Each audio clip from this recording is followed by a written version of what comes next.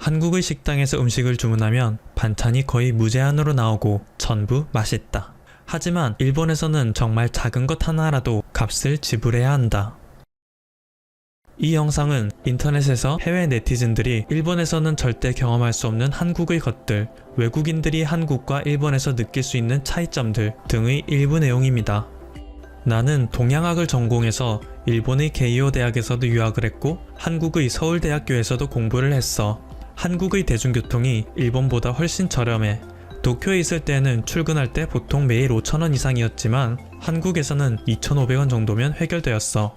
음식도 한국이 더 싸고 양도 많아. 그리고 일본은 공간의 효율성을 중요하게 생각하는지 모든 것이 작아. 거주하는 방뿐만 아니라 각종 카페, 식당, 빨래방 등등 모두 좁아서 불편해. 그래서 밥 먹을 때는 옆 사람과 거의 어깨를 맞대고 먹는 것 같아. 일본 사람들은 예의 바른 것으로 유명하지만 특정 상황에 특정 사람들에게만 그런 것 같아. 왜냐하면 언제는 한번 친구랑 같이 서점에 갔었는데 한국인을 욕하는 서적들만 모아놓은 코너가 있었고 그곳의 책 중 하나는 한국인으로 태어나지 않아서 다행이다 라는 제목이었어. 그것을 혐한이라고 하는데 서점 내 분류에서 혐한의 코너가 있다는 것은 정말 충격이었어. 이건 마치 독일인이 유대인 혐오를 하는 것과 같지 않나? 그리고 일본의 서점에는 제국주의를 찬양하는 책을 찾기도 쉬워. 일본이 전쟁에서 이길 수 있는 기회는 많았다 라든지 일본이 세계 지도에서 지워지지 않는 방법이라든지. 일본에서 오래 지낼수록 일본인들의 에티켓은 어릴 때부터 학습되어 온 것에 불과하다는 생각이 들어. 상점에 오는 손님들을 반기고 떠날 때는 배웅을 하고 열차가 늦었을 때는 사과하고. 그런데 이러한 에티켓이 공손함과 같은 거라고 생각하면 안 돼. 실내에서 다른 사람의 생각을 하지 않고 흡연을 해대는 것을 보면 알 수 있어. 흡연구역과 비흡연구역이 정해져 있는 것도 있지만 전혀 공간의 분리가 안 돼 있어서 담배 연기를 그대로 다 맡아야 하지. 그리고 중국인들과 동남아시아인들을 업신여기는 경향이 많아. 그래서 나는 항상 일본인들은 좋은 에티켓을 갖고 있지만 공손하지는 않다고 말해. 사실 그들은 그저 갈등을 피하는 전문가일 뿐이라고 생각해. 그리고 항상 본인의 감정을 숨기기 때문에 감정적으로 부정직하다고 느껴. 반면 대외적으로 예의 바르다고 평가되는 일본인들과 다르게 한국인들은 간혹 무례하다고 비춰지기도 해. 하지만 이것은 사실과 달라. 일본인에 비해서 공공장소에서 조금 더 시끄럽고 자신의 생각과 감정을 훨씬 더 직접적이고 진실되게 표현하기 때문에 사람들로 하여금 무례하다고 느끼게 만들 수 있어. 특히 이름을 묻기도 전에 나이를 물어서 호칭이나 존대 여부를 정하려는 것이 무례해 보일 수도 있지. 하지만 이것은 단순히 그 나라의 언어 특성인 것이고 솔직한 성격이기 때문에 감정적으로 정직하다고 말할 수 있어. 결국 서로 간에 오해가 발생할 일이 거의 없다는 거야. 그래서 상대방에게 호감을 갖고 있다면 그들은 호감을 적극적으로 표현하기 때문에 그들과 친해지는 것은 굉장히 편해. 그들이 상대방을 비호감이라고 생각한다면 그 또한 표현을 하기 때문에 훨씬 마음이 편해. 일본처럼 회색 분위기를 유지할 필요가 없어. 일본에는 혼내와 다테마에라는 것이 있어. 혼내는 진심을 의미하고 다테마에는 그것을 감추기 위해 내세우는 것을 의미해. 그래서 일본 친구들은 가끔씩 얘가 나를 정말 친구로 생각하나? 지금 말하는 게 진심인가? 라는 생각을 자주 하게 만들어. 그래서 깊은 관계를 갖기가 힘들지. 이러한 지킬과 하이드 같은 이중성은 한국에서는 좀처럼 보기 힘들어. 그리고 한국에서는 군대를 다녀와야 비로소 어른이 됐다고 말해. 그것 때문인지 한국의 남자들은 규칙적으로 운동하는 사람들이 많은 것 같아. 하지만 일본에서 운동하는 남자를 찾는 것은 힘들어. 초식남이라고 하여 굉장히 연약해 보이는 남자들이 많고 그들이 몸보다 큰 셔츠와 바지를 입고 다니는 모습을 보기 쉽지. 나는 도쿄에 사는 일본인이야. 서울에 몇 번 갔었는데 복잡한 거리에서 혼자서 몇 시간 동안 돌아다녔는데 나에게 찝쩍대는 사람이 단 한 명도 없었어. 일본에서는 거리에 나가면 항상 난파, 헌팅을 하는 남자들이 있어. 술을 마시거나 차를 마시거나 저녁을 먹자고 하고 이후엔 대부분 호텔에 가자고 요구하지. 처음부터 대놓고 호텔에 가자고 요구하는 남자도 많다고. 물론 난파를 하는 사람들 중 몇 명은 진지한 사람도 있지만 그저 취미인 사람도 있어. 내가 시부야에서 살 때 코인 빨래방에서 빨래를 하고 있었어. 새벽 1시였는데 20대 중반으로 보이는 매력적인 남자가 나를 쳐다보면서 걸어왔고 아주 정중하게 물어보더라고. 4만엔 줄 테니까 같이 호텔 갈래요? 나는 거절했어. 그리고 그는 돌아가나 싶더니 나에게 다시 와서 그러면 5만엔은 어때요? 라고 물었어. 당연히 거절했지. 일본에서 걷고 있는 사람에게는 길을 물어봐서는 안 돼. 그건 굉장히 중요한 매너라고 해. 물론 그냥 서 있는 사람에게는 물어봐도 돼. 하지만 한국에서는 모두 괜찮아. 자신이 바쁜 상황만 아니라면 친절하게 설명해줘. 영어에 익숙하지 않더라도 최대한 영어로 말해주려고 노력하고 본인이 영어로 설명하기 어려울 때에는 직접 그 장소까지 데려다주는 경우도 많아.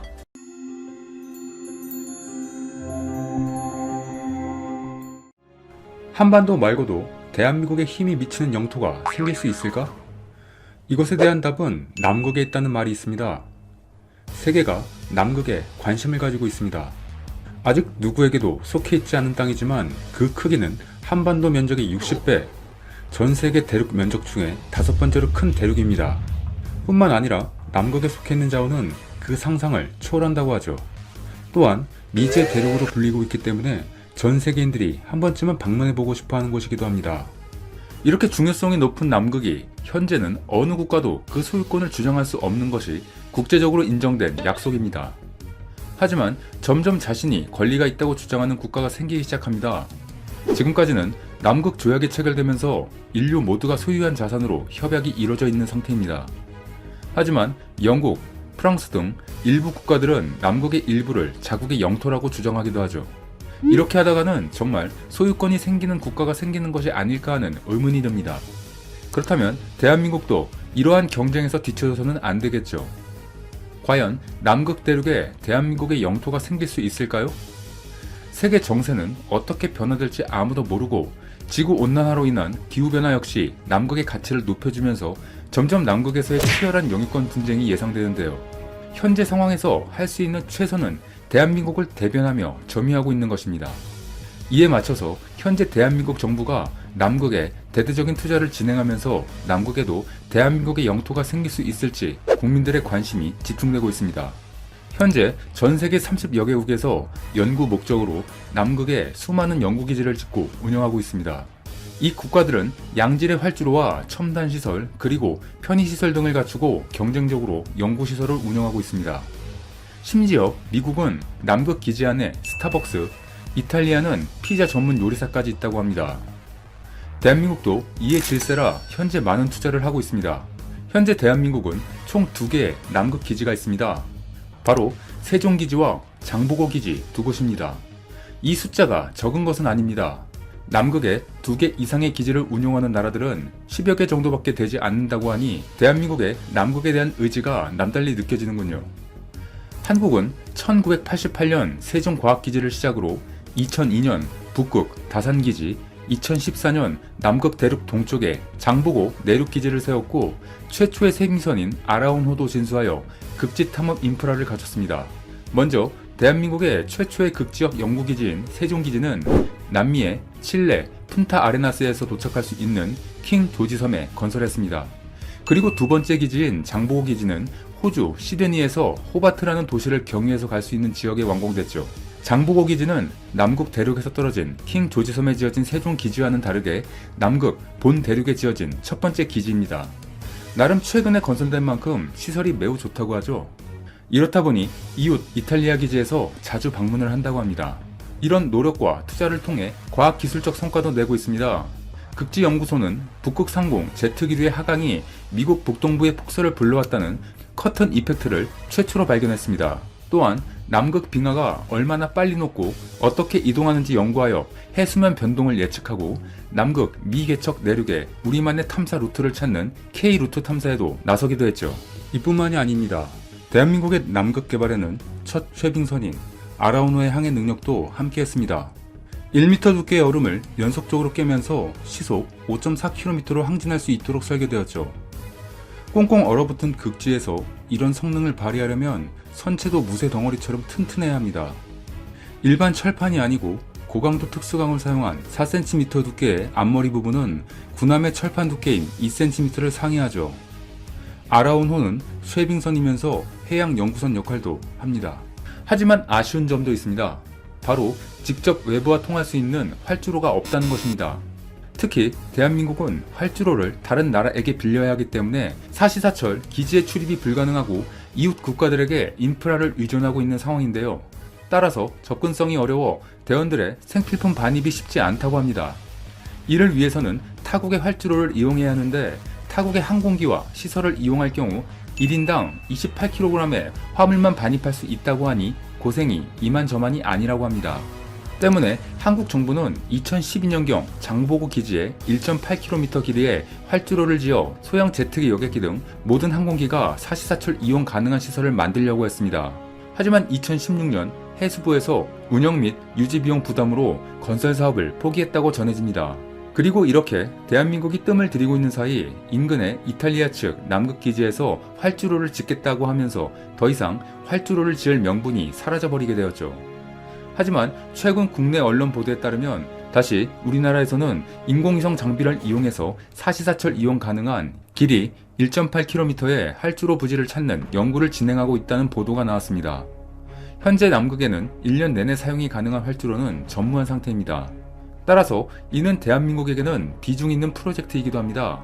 한 외국 전문가는 이는 남극 프로그램에 현격한 기능 증대를 가져다 줄 것이고 과학 연구를 혁신시킬 수 있을 것이라고 했습니다. 또한 주기적이고 효율적인 공급을 할 수 있는 항공, 운송 능력은 전례 없는 기회를 제공할 것이라고도 했죠. 전문가들의 말에 의하면 장보기지 등 대한민국이 활주로를 지으면 일본, 중국 등 경쟁국 대비 우위를 점할 수 있다고 합니다. 현재 일본과 중국은 4개의 기지를 운용 중에 있지만 무인이거나 폐쇄한 곳이 있기에 실질적으로 한국과 비슷한 상황인 상태입니다. 이렇게 남극에는 세계가 부러워하는 대한민국의 전용 활주로가 건설되는 것이 아닐까 기대가 점점 높아지고 있는 상황입니다. 그렇다면 이렇게 현재 보급이 쉽지 않은 상황에서 가장 중요하게 생각되는 것은 먹을거리입니다. 연구원들이 가장 사랑하는 음식 1순위는 무엇일까요? 바로 라면입니다. 한국인들이라면 라면을 쉽게 잊기는 힘들죠. 특히 1년 내내 칼바람이 부는 남극에서는 더욱 그렇겠죠.